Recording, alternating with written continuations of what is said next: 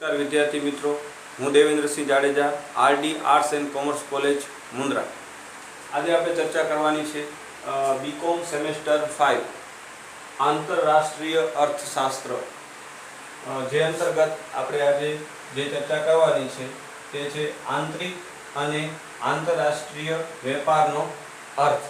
આંતરિક અને આંતરરાષ્ટ્રીય વેપારનો અર્થ મેળવીએ તે પહેલા વેપાર એટલે શું, વેપારનો ઉદ્ભવ કેવી રીતે થયો તેની થોડીક આપણે વાત કરીએ। તો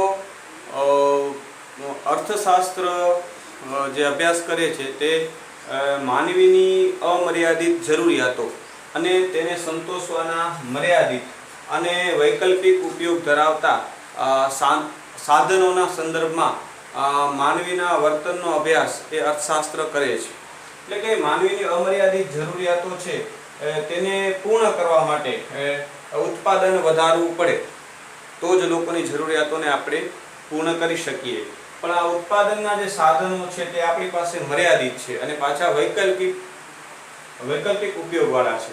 તો એ સાધનોનું એવી રીતે સંયોજન કરવામાં આવે કે જેથી આપણે કુલ ઉત્પાદનમાં વધારો કરી શકીએ।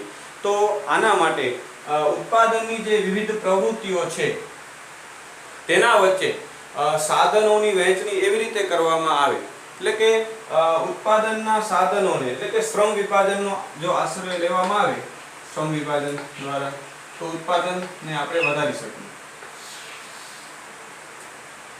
શ્રમ વિભાજન તો શ્રમ વિભાજન શું છે તો કે ઉત્પાદનના દરેક સાધન એકમ તેની કુશળતા અને ક્ષમતા મુજબ उत्पादन प्रवृत्ति में कामे लगावा एटले श्रम विभाजन।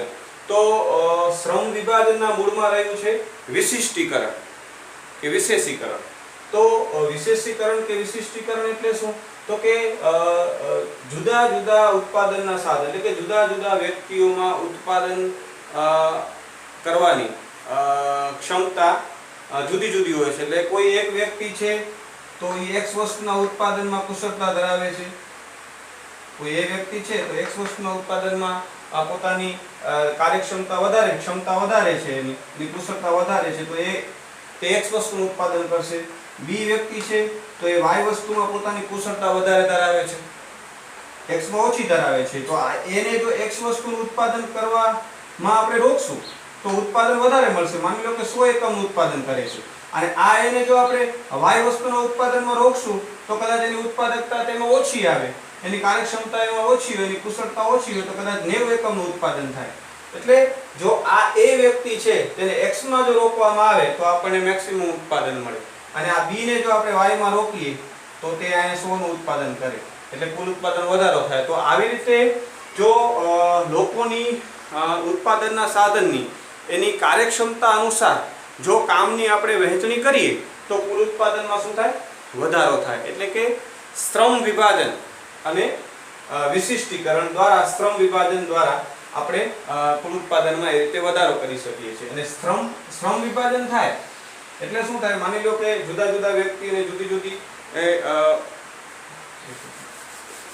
दाखला तरीके आ एक ए व्यक्ति छे ते खेडूत छे मानी लईए आपणे खेती काम करे तो ते खेडूत पोतानी बधी शक्ति आवडत ए खेती में लगाड़शे अने खेतीना उत्पादनने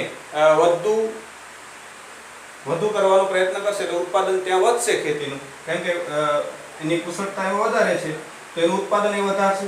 તો બી વ્યક્તિ છે કે માની લઈએ આપણે કે કાપડનું ઉત્પાદન કરે છે તો તે બધી જ પોતાની ઉત્પાદન શક્તિ કાર્યકુશળતા તે ત્યાં લગાડશે અને તે કાપડનું ઉત્પાદન કરશે। તો આમ જુદી જુદી વ્યક્તિ જુદી જુદી વસ્તુનું ઉત્પાદન કરશે અને પોતાનું ઉત્પાદન મેક્સિમમ કરશે। એટલે ખેડૂત પાસે માની લો કે ઘઉંનું ઉત્પાદન કરે છે તો ઘઉંનું ઉત્પાદન વધી ગયું, માની લો કે 100 એકમ જેટલું થયું ફોર એક્ઝામ્પલ। તો હવે આ જે ઉત્પાદન થયું છે તો આ 100 એકમો જે છે એ ખેડૂત પોતે ઉપયોગ નહીં કરે, એનું જે વધારાનું જે ઉત્પાદન છે તે અન્ય વ્યક્તિને આપશે અને બદલામાં હવે ખેડૂતની જે જરૂરિયાત છે માત્ર ઘઉં તો છે નહીં, ખેડૂતને કાપડ જોશે બરાબર અન્ય ઘણી બધી મોબાઈલ જોશે અને અનેક વસ્તુઓ તેને જોશે, તો એ પોતાના વધારાના ઉત્પાદનનું અન્ય વ્યક્તિને આપી અને બદલામાં પોતાની વસ્તુ મેળવશે. જે આ એક વસ્તુ આપી અને બીજી વસ્તુ જે મેળવવાની વાત છે તેને આપણે વિનિમય કહીએ છીએ. અને એ જે વિનિમય થાય છે તેને આપણે આર્થિક હેતુથી થાય તો તેને આપણે શું કહીએ છીએ? વેપાર તરીકે ઓળખીએ છીએ. તો આ ચીજવસ્તુ અને ની જે વિનિમય સાથે જોડાયેલી જે પ્રક્રિયા છે તે અહીં આપણે વેપાર તરીકે ઓળખીએ છીએ. તો વેપારનો જે ઉદ્ભવ છે તેનું મૂળ જે છે તે છે શ્રમ વિભાજન અને વિશિષ્ટીકરણ. એટલે કે વેપાર તે આંતરિક હોય કે આંતરરાષ્ટ્રીય હોય, પણ તેનું મૂળ શું છે? શ્રમ વિભાજન અને વિશિષ્ટીકરણ છે. તો આ રીતે અતિ ઉત્પાદન જે થાય છે તે અન્યને આપી અને બીજી વસ્તુ પોતાની જરૂરિયાતની વસ્તુઓ મેળવવાની જે આખી પ્રક્રિયા છે એ વેપાર છે. સૌપ્રથમ જ્યારે નાણાંનો ઉદ્ભવ નહોતો થયો ત્યારે વસ્તુ વિનિમય પ્રથા હતી. જેમ કીધું ને કે ખેડૂત જે ઘઉંનું ઉત્પાદન કરે છે, માની લો ખેડૂતની વાત કરીએ, એક ખેડૂત ઘઉંનું ઉત્પાદન કરે છે, બીજો ખેડૂત છે ચોખાનું ઉત્પાદન કરે છે. તો ઘઉંનું ઉત્પાદન કરતો જે ખેડૂત છે એનું ઘઉંનું ઉત્પાદન જો વધી જાય તો વધારાનું જે ઉત્પાદન છે એ બદલા એમાંથી કેટલું ઉત્પાદન ચોખા અને ખેડૂતને આપશે અને બદલામાં ચોખા મેળવશે, કેટલું ઉત્પાદન તે દરજીને આપશે અને બદલામાં કાપડ મેળવશે, બરાબર, કેટલું ઉત્પાદન તે મોચીને આપશે અને બદલામાં જે પોતાના પગરખાની જરૂરિયાતો હશે તે પૂર્ણ કરશે. તો આમ જે છે એ વિનિમયની જે આખી પ્રક્રિયાઓ છે તે આખી શરૂ થશે. તેના મૂળમાં છે શ્રમ વિભાજન અને વિશિષ્ટીકરણ. દરેક વ્યક્તિ પોતાની કુશળતા અનુસાર, પોતાની આવડત અનુસાર જે તે પ્રવૃત્તિમાં કામે લાગશે. કારણ કે કોઈ એક વ્યક્તિ જે છે એ તમામે તમામ પ્રવૃત્તિઓ, પોતાની જરૂરિયાતો એક સાથે પોતે નહીં પોતે જ બધી વસ્તુનું ઉત્પાદન કરી શકશે નહીં. તો શું કરશે કે જેમાં તેની આવડત વધારે છે તે વસ્તુનું તે પોતે ઉત્પાદન કરશે, પોતાની તમામ શક્તિઓ ત્યાં લગાડશે અને એનું ઉત્પાદન વધારવાનો તે પ્રયત્ન કરશે. અને પછી જે વધારાનું ઉત્પાદનની પાસે છે તે અન્ય વ્યક્તિને આપી અને બદલામાં પોતાની વસ્તુ મેળવવાનો પ્રયત્ન કરશે. કે આ જે છે શ્રમ વિભાજન, જે ઉત્પાદન જેનાથી વધે છે અને પછી જે વધારાનું ઉત્પાદન છે તે શ્રમ વિભાજનના કારણે પછી જે છે તે વેપારનો ઉદ્ભવ થાય છે. એટલે કે વેપારના મૂળમાં છે શ્રમ વિભાજન અને વિશિષ્ટીકરણ. શ્રમ વિભાજન, વેપારના મૂળમાં શ્રમ વિભાજન અને શ્રમ વિભાજનના મૂળમાં શું છે? તો કે વિશિષ્ટીકરણ છે. એટલે તમે સમજી ગયા હશો. હવે આંતરિક વેપાર હોય કે આંતરરાષ્ટ્રીય વેપાર, એના મૂળમાં છે શ્રમ વિભાજન અને વિશિષ્ટીકરણ. હવે આપણે જોઈએ આંતરિક વેપાર એટલે શું અને આંતરરાષ્ટ્રીય વેપાર એટલે શું, તેની વ્યાખ્યાઓ જોઈએ. હવે આંતરિક વેપાર અને આંતરરાષ્ટ્રીય વેપારની કેટલીક વ્યાખ્યા જોઈએ. તો આપણે કહ્યું કે વેપાર એટલે ચીજ વસ્તુઓનો કે સેવાઓનો વિનિમયની પ્રક્રિયા છે તેને વેપાર તરીકે ઓળખીએ છીએ. અને તેનો ઉદ્ભવ જે છે તે શ્રમ વિભાજન અને વિશિષ્ટીકરણમાંથી થાય છે. તો આ જે ચીજવસ્તુઓ કે સેવાનો જે વિનિમય છે તે એક જ રાષ્ટ્રના જુદા જુદા ભાગો કે પ્રદેશો વચ્ચે વેપાર આંતરિક કે આંતરપ્રાદેશિક વેપાર કહેવાય છે. કોઈ એક દેશ છે તેના જુદા જુદા ભાગો કે પ્રદેશો વચ્ચે જો વેપાર થતો હોય, એટલે કે ચીજવસ્તુનો વિનિમય થતો હોય, તો તેને આપણે આંતરિક વેપાર કે આંતરપ્રાદેશિક વેપાર તરીકે ઓળખીએ છીએ. જ્યારે આ વિનિમયની પ્રક્રિયા જે છે તે વિશ્વના વિવિધ રાષ્ટ્રો વચ્ચે થતા વેપારને આંતરરાષ્ટ્રીય વેપાર કહેવાય છે. વિશ્વના વિવિધ રાષ્ટ્રો વચ્ચે થતા વેપારને આંતરરાષ્ટ્રીય વેપાર કહેવાય છે. આમાં એક દેશ અન્ય બીજા દેશ સાથે જ્યારે વેપાર સાથે જોડાય છે ત્યારે તેને આંતરરાષ્ટ્રીય વેપાર કહેવાય છે. દાખલા તરીકે ભારત છે તે અમેરિકામાં કોઈ વસ્તુની નિકાસ કરે છે અને બદલામાં કોઈ વસ્તુની આયાત કરે તો તેને આપણે આંતરરાષ્ટ્રીય વેપાર તરીકે ઓળખીએ છીએ. ત્યારે આંતરિક વેપારની વાત કરીએ તો ગુજરાત અને મહારાષ્ટ્ર વચ્ચે જે વેપાર થાય છે તો તેને આપણે આંતરિક વેપાર તરીકે ઓળખીએ છીએ. તો આ વ્યાખ્યા છે આંતરિક વેપાર અને આંતરરાષ્ટ્રીય વેપાર. તો આ બંને વચ્ચે હવે આપણે જોઈએ તો આંતરિક વેપાર હોય કે આંતરરાષ્ટ્રીય વેપાર હોય, તેનો જે વેપાર ઉદ્ભવવાના જે કારણો છે તે એક છે, શ્રમ વિભાજન અને વિશિષ્ટીકરણ. આપણે જેમ એક વ્યક્તિની વાત કરી હતી કે ખેડૂત છે કે કોઈ દરજી છે જે કાપડનું જે ઉત્પાદન કરે છે, તો એક વ્યક્તિ બીજા વ્યક્તિ સાથે જે રીતે વેપારી સંબંધોથી જોડાય છે પોતાની જરૂરિયાતોને પૂરી કરવા માટે, ખેડૂત છે પોતાનું વધુ ઉત્પાદન થાય તો એ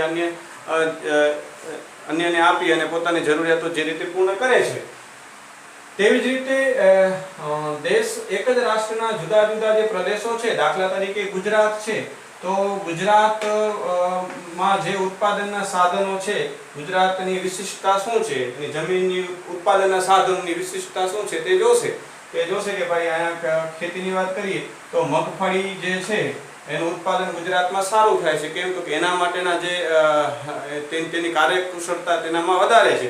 તો ગુજરાત છે તે બધા ઉત્પાદનના સાધનો છે તે મગફળી પાછળ લગાડશે અને મગફળીનું ઉત્પાદન તે વધારશે. અને પછી ઘઉંમાં એની કાર્યક્ષમતા ઓછી છે તો એનું ઉત્પાદન તે ઓછું કરશે.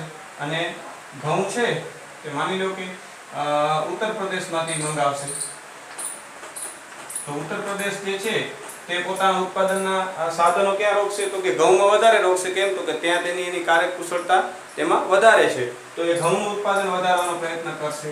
આમ ગુજરાત જે છે એ મગફળી જે છે એ ઉત્તર પ્રદેશને આપશે અને બદલામાં ઘઉં મેળવશે.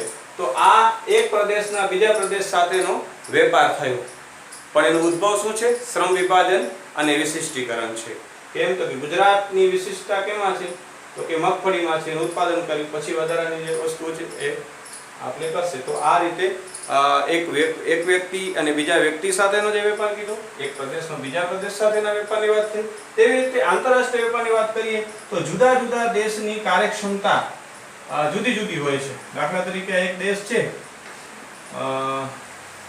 કે ભારત, બરાબર, અને સામે આપણે લઈ લઈએ અહીંયા અમેરિકા. તો ભારત છે માની લો કે ચાના ઉત્પાદનમાં પોતાની કાર્યકુશળતા પોતાની વિશિષ્ટતા વધારે ધરાવે છે, તો ઉત્પાદનના સાધનો તે ચા પાછળ રોકશે. અને અમેરિકા માની લો કે યંત્રોનું ઉત્પાદન વધારશે, તેમાં એના ઉત્પાદન માટેની અનુકૂળતા તેની પાસે વધારે છે, તો તે ઉત્પાદનના સાધનો ત્યાં રોકશે અને એ ચાનું ઉત્પાદન ઘટાડી નાખશે અથવા તો બિલકુલ બંધ કરશે. કેમ તો કે આનું ઉત્પાદન જેટલા શ્રમિકો અમેરિકા ચાના ઉત્પાદનમાં રોકતો હતો, એટલે કે ઉત્પાદનના સાધનો, તે સાધનો યંત્રના ઉત્પાદનમાં લગાડશે અને યંત્રનું ઉત્પાદન તે વધારશે. અને ભારત છે યંત્રનું ઉત્પાદન કરતો તો તેના સાધનો તે ચામાં લગાડશે અને ચાનું ઉત્પાદન વધારવાનો પ્રયત્ન કરશે. અને પછી અમેરિકા ભારત છે એ ચા અમેરિકાને આપશે અને બદલામાં યંત્રો મેળવશે. તો આ જે પ્રક્રિયા થઈ તે આંતરરાષ્ટ્રીય વેપાર તરીકે ઓળખાશે. પણ આમાં પણ આંતરરાષ્ટ્રીય શ્રમ વિભાજન છે. જુદા જુદા દેશોને તરફ આપણે દ્રષ્ટિ નાખીએ તો આપણને ખ્યાલ પડશે કે જુદા જુદા દેશોની પાસે રહેલા ઉત્પાદનના સાધનો જુદા જુદા હોય છે. એની કાર્યકુશળતા વિશિષ્ટતા જુદી જુદી હોય છે ઉત્પાદનની, અને તેને અનુરૂપ તે પોતાના ઉત્પાદનના સાધનોને રોકશે અને પોતાનું ઉત્પાદન વધારવાનો તે પ્રયત્ન કરશે. તો આ આંતરરાષ્ટ્રીય વેપારમાં પણ મૂળમાં શું છે? શ્રમ વિભાજન અને વિશિષ્ટીકરણ આપણને જોવા મળે છે. એમ આ રીતે જોઈએ તો આંતરિક વેપાર અને આંતરરાષ્ટ્રીય વેપારનો જે પાયો છે તે એક જ છે. પણ તેમ છતાં પણ આંતરિક વેપારનો અલગ અભ્યાસ શા માટે? એક આંતરરાષ્ટ્રીય વેપારની એક આખી અર્થશાસ્ત્રની એક શાખાનો જન્મ થયો. તો આંતરિક વેપાર કરતા આંતરરાષ્ટ્રીય વેપાર અલગ શા માટે પડે છે? એના પાછળના કારણો કયા છે તેની આપણે ચર્ચા કરવાની છે. આમ તો આપણે જોયું કે તેના મૂળમાં શ્રમ વિભાજન અને વિશિષ્ટીકરણ છે. ઓલિન જે છે તે કહે છે કે આંતરરાષ્ટ્રીય વેપાર એ બીજું કાંઈ નથી પરંતુ આંતરિક વેપારનું એક વિશિષ્ટ સ્વરૂપ જ માત્ર છે. તો તો એ કહે છે તેમ છતાં પણ આંતરિક વેપારથી આંતરરાષ્ટ્રીય વેપાર શા માટે અલગ પડે છે? આંતરરાષ્ટ્રીય વેપારના સિદ્ધાંતનો અલગથી અભ્યાસ શા માટે કરવામાં આવે છે? તેના પાછળના કયા કારણો જવાબદાર છે, કયા મુદ્દા જવાબદાર છે, તેની આપણે હવે ચર્ચા કરવાની છે. હવે પછીના લેક્ચરમાં આપણે આંતરિક વેપાર અને આંતરરાષ્ટ્રીય વેપાર વચ્ચેનો જે તફાવતના મુદ્દાઓ છે તેની આપણે ચર્ચા કરીશું.